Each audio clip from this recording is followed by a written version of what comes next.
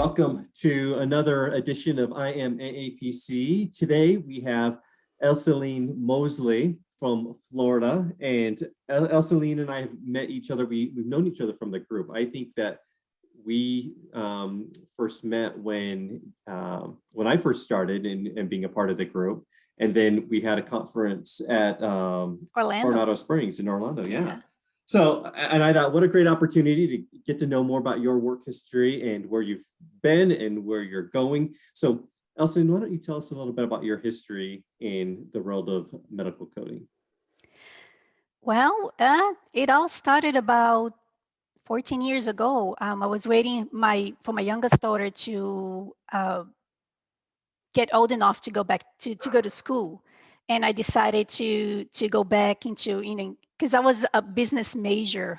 I was studying to get a major in business, and when I decided to went back to the job field, I wanted to still stay in the business area, but I wanted to be more specialized, something not just business in general, but something specialized. And I looked into what was available around as far as diplomas and certificates and things like that. And the local college had an associate's of science degree in medical billing and coding. And I thought, well, I think I can do that. That sounds interesting. So I signed up for that.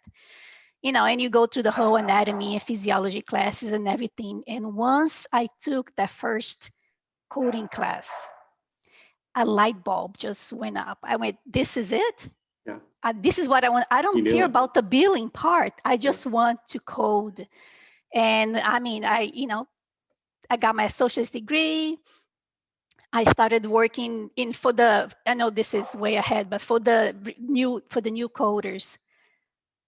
I know everybody wants to go remote right off the bat, but I cannot tell you how important it is to start out with your foot inside an office, a medical office, a hospital, HIM department. That was my base right there. I put in my foot in the door with a company that does coding for their emergency doctors. So I went in, I said, I don't have any experience in this, but I can start doing data entry. I started with data entry. I got trained into insurance verification. Okay, so you weren't coding right out of the gate? Oh, no, I was not coding. It took me, I had to spend a year either doing data entry and insurance verification. Meanwhile, the person who hired me, she knew. I said, listen, my goal is to get into coding, to work into your coding department. But I'm going to put in the work. I'm going to show you what kind of employee I am. So I learned everything from scratch. And exactly a year later, I sat for the CPC. Okay. It was 150 questions, 5.5 hours or 5 hours, something like 40 that. Minutes, yep. I was so nervous. But it took me 3.5 hours to finish that thing. Passed on the first time. And then the next day I went into the manager and I said, I have letters after my name now. I can start coding. And sure enough, like a week later, I got transferred into the coding department. I started coding emergency charts, pro fee for the actual doctor. Didn't know anything about facility or anything like that. So that was a year and a half there. Then I found out that there was another opening for a radiologist in the which was like literally so much closer to my house. So I applied for that job and I got the position. So I went from coding for an emergency doctor to the radiologist that's inside the hospitals in South Florida. They do the coding for them. So your training for the certification exam, was that all through the community college? It was all through the community college. I ended up with an associate's of science degree with a track in medical billing and coding. Then I locked myself in my room every night, every single weeknight from 7 a.m. until 9 to 10, and I started hitting the books. I started studying for the CPC. I purchased the books and everything. I did it after I got the associate's degree. Yeah. I studied by myself, and then sat for the. So you after you completed your degree, you purchase some AAPC training. Is that right? Or was that through another place? No, I think I went online and I purchased. It was just there is this lady that she teaches you how to. I forget her name. This was 14 years ago, but she had like a how to obtain your CPC, and so I grabbed her. At the time there wasn't any. I didn't even know that you guys were offering classes. I just knew I had to get a certification in order to code for this particular job. Well, I did it. How helpful was your college training in helping you prepare for the exam and the curriculum that you ended up learning from? It gave me the minimum basis. I mean, if I were to tell someone, I want to get into medical billing and coding, having an associate's degree is great. It's awesome. I recommend it. But if you want to get on the fast track to getting your CPC and hopefully start working right away, really the AAPC online course is the way to go. At the time, I don't think you guys had it available 14 years ago. I don't remember. I'm not sure. It was quite a while ago. Okay. But for those who don't want to go have the associate's degree and then go on to maybe on RAIH, get a bachelor's degree in HIM, that would go. I would let you go. I would say, go through the college thing. If you just don't want to get the certificate itself, then just go through the online classes. Yeah, and that will get you, like you said, that's the fast track. It is the fast track. It's. I mean, I've seen a little bit of it. It's thorough. It teaches you well. That's not how I went about it. I went it like the long way to do it. But it really, it's up to whoever is, what's your goal? What's your future? What do you want to do 2 years from now, 4 years from now? Yeah. Now, was all of this in Florida? It was all in Florida. Okay. All right. Now you tell me about, because you have that beautiful accent. Yeah. And so why don't you tell our members a little bit about your where you're from? Yeah, I was born in Brazil, and my parents moved to the U.S. when I was 15, going on 16. So I went to high school here, did a little bit of college, but it was too expensive at the time. My parents couldn't afford to pay for the tuition, so I ended up going into the workforce full time. So, a lot of years just like working in an office environment, being the secretary of this or assistant to the manager of whatever. So until my daughter, I have two daughters, the youngest, once she, I left work to raise them. And once the youngest got a little bit older, I say, okay, I am not staying home. I got to go back to the workforce. Yeah. And I want to learn more about coding in Brazil, but I'm going to hold pause on that because that's what led us to connect again. Oh my gosh, I had no idea.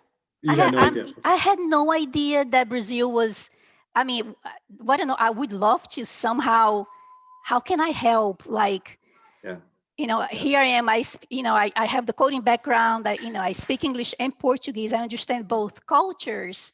Yeah. How would I go about? Yeah.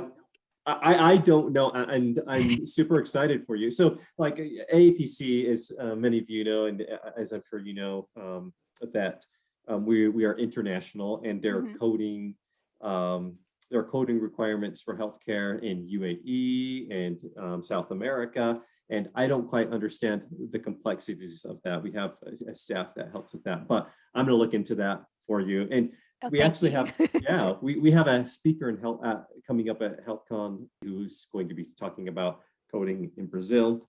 Oh my goodness! Yeah, that's exciting. Yeah. But so I'm glad that I saw you mentioning that because someone brought up something about coding in Brazil in the AAPC Facebook group. Right. So, I had no idea. I actually had to go back and Google it and read the AAPC article about it. This is back in 2020, I think. Okay. I had no idea. Yeah. There's like a group of Brazilians who are actually being trained on, because I think Brazil is starting to do the whole ICD-10. Yeah. the classifications and everything. And I was like, what? Yep. Supporting their healthcare system. Yeah. So, which is exciting. Well, exactly. You mentioned a few minutes ago that it took you around 3 hours to complete the CPC exam. Is that right? 3.5 hours. Okay. Yeah, 3.5 so, hours. People who are watching this are going to think, oh man, I'm going to take the whole time, or if I don't finish in 3.5 hours, I'm not as smart as Elcilene. So explain what prepared you to be so efficient going through it and being successful in your first try?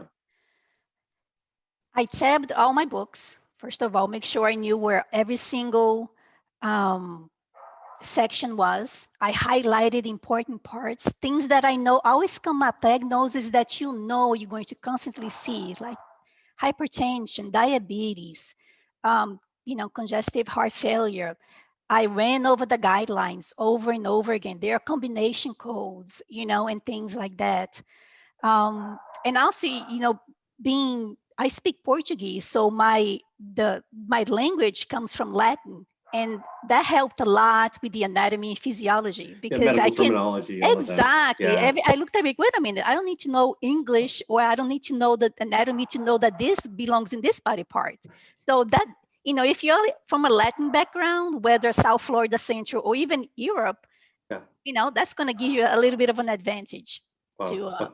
But yeah, tabbing everything, all my little notes, I had to make sure that stuff that I knew, I said this, in the laws and things like that, because you can actually write notes in your book. I wrote a lot of notes, and this is going to sound crazy, but I actually went through the CPT book page by page. I wanted to know, okay, I know it starts with integumentary, and then it goes into the musculoskeletal, and then it goes into, I knew what was coming. Like, this is a digestive. Let's go to the digestive. I already know where it is, so let's open the book and make sure that I'm there. Okay, what's the question? So that helped a lot. And that's what I hear is that when a big part of the exam is not knowing and storing information in your head, but not knowing where to go to find. And you can't. It's too much. It's like there's no way you can. Yeah. You just need. If I can give one advice, is just be really familiar with your coding books. Know not necessarily where the code is, but know where to go. Tabbing those sections are so important. Yeah. Tabbing your code books is so important. Highlighting. And just really be familiar with where the table of the poisoning tables, and things like the indexes. Okay. That will help you a lot.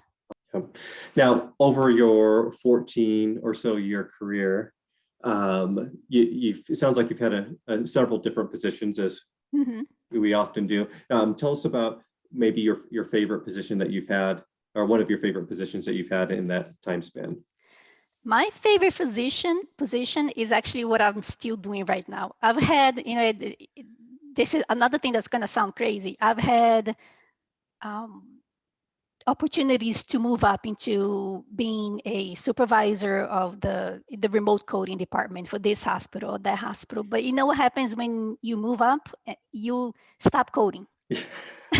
You stop coding. You're no longer coding. Now you're supervising people. You're sitting in meetings after meetings, phone calls, and I'm like, I am going to go nuts because I love coding surgeries. So that's what I've been doing right now. I code a lot of surgeries, a lot of observations, and 14 years, and I'm still learning new stuff.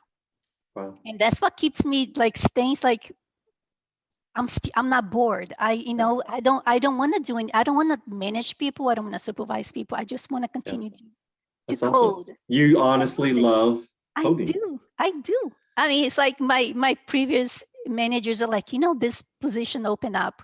You have the experience in the background, the software. You could be a really really great supervisor for this position. I'm like, thanks.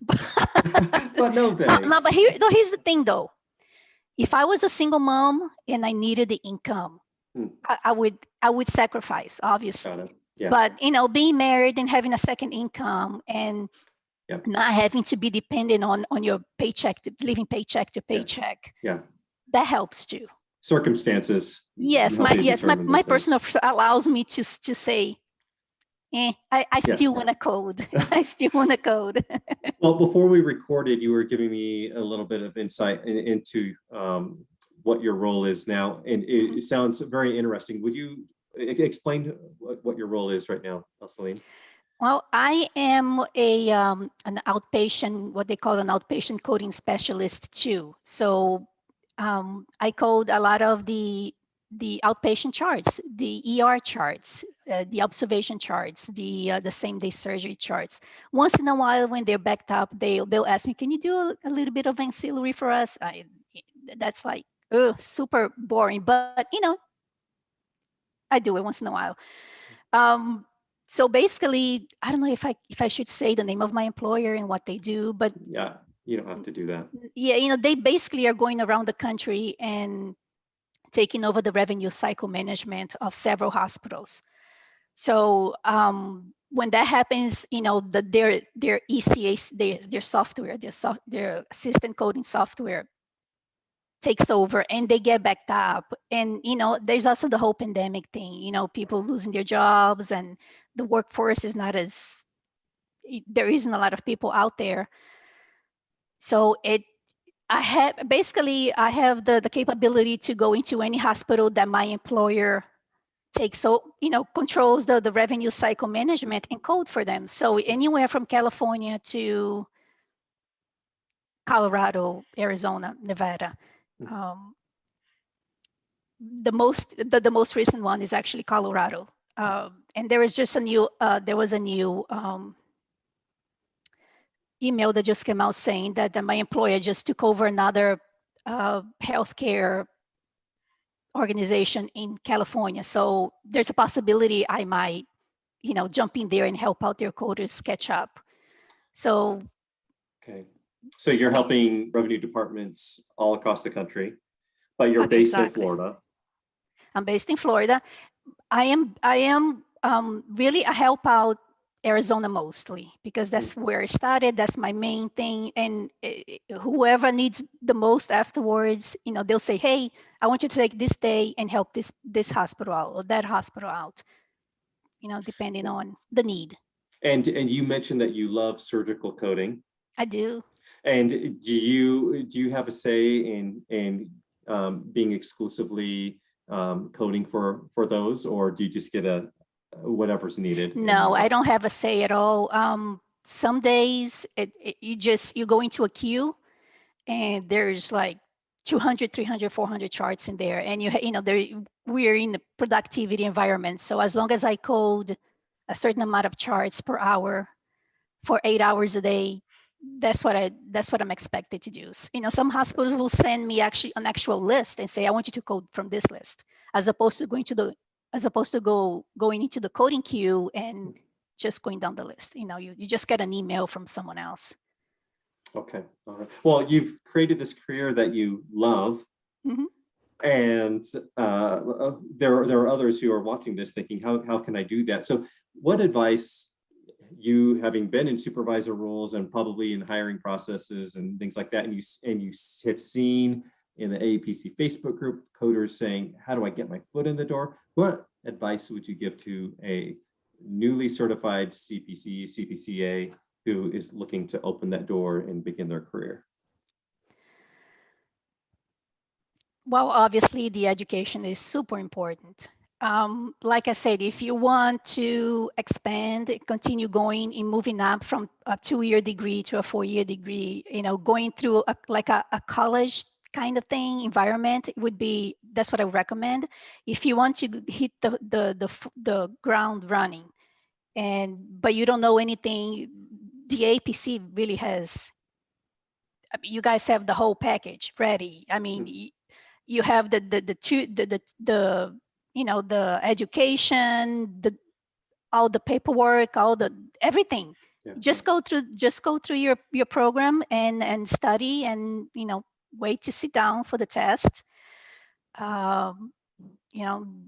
Just it takes work. It's not anybody, oh, I think I'm going to do coding.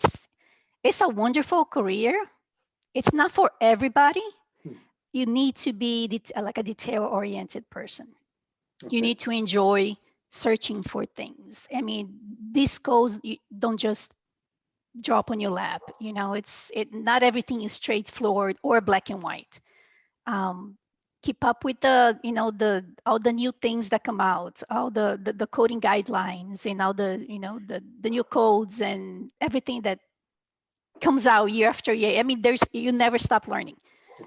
As long keep that in your mind, you will never stop learning. It's a continuing education thing. Yes. Just because you passed your exam doesn't mean you can put away your books. Absolutely not. Absolutely not. I 14 years and I still don't know what I wish I knew. Every day it's like, wait, there was a code for that? I didn't know that. You know, it's like you and then there's a new procedure that just came out and the code doesn't even exist yet. I'm like, oh, maybe this is going to be one of those codes that next year might show up, you know? Yeah. So, yeah. Well, and I think just from hearing how you started not in a coding department, you got your foot in a door at a facility or a provider's office, and that kind of opened the floodgates. You let them know, hey, this is where I hope to be. Yeah, absolutely. And I will do what it takes to get there, but I want to support you however I can right now. Exactly. That's exactly what I did. And I know not everybody can do that, but if you have the opportunity, just go in the office. It's the best. You're going to be surrounded by other coders and billing people who have been doing this for a while. It truly is like the best environment for a new coder is to actually get in there and start, even if it's answering the phone, you know, and being a receptionist. And then if at some point they're going to need help in the back end, you know, somebody's going to move to another job and they're going to, a billing position is going to open. A billing is great. It's a great startup too. You like a billing representative, you're going to deal with codes too. You won't be coding as much, but you're going to be seeing the codes and you're going to say, wait a minute, I know that this code meets medical necessity for this procedure. So you're going to have that advantage over anyone else who just doesn't have any. Yeah. I mean, your knowledge as a CPCA, knowing anatomy and medical terminology, all of that will shine. Yep. In that setting for sure. Oh, yeah. All right. Well, any final thoughts for someone in their career, or maybe someone studying for the exam, and what would you tell them as they prepare for what is now a 4-hour exam? What thoughts would you share with them to help them be successful? Put in the work. Really, you're going to 4 or 5 days a week. You're going to come home and it's going to be tired, especially if you work full time and you have a family, or whether you're single, I don't know. But carve out that time. Every day you're going to find a room, open up your books and go through the coding classes and the exercises, and just study, you know, just be ready. Get your books ready, all tabbed up, all highlighted, and just, you know, it's like, take a deep breath. You got 100 questions now?